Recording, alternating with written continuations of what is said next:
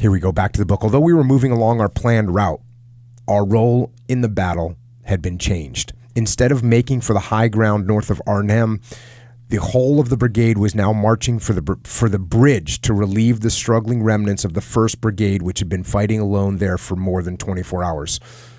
One thing was certain.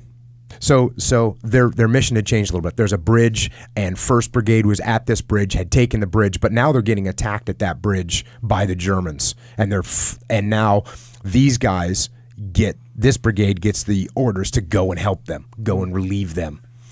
Back to the book. One thing was certain. Parachute infantry were not the fast-moving, hard-hitting troops depicted by the daily press.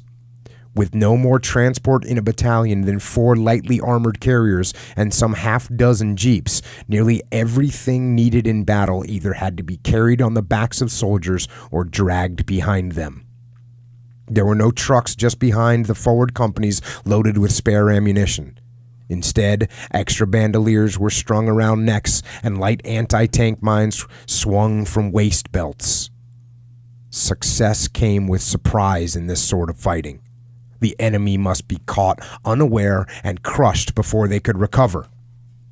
Inevitably, we would run short of ammunition if the Boche were allowed the chance of standing and fighting. This weary trudge toward the bridge in Arnhem along the endless tracks was a crazy way to use airborne troops. Surprise had been lost long ago. Before the operation started, I doubted the wisdom of dropping so far from the bridges. Now it was clear that it had been a mistake. So they're in a radically different situation. Instead of dropping in and holding some ground, now they're moving. They have to carry all their gear with them. It's not a good situation.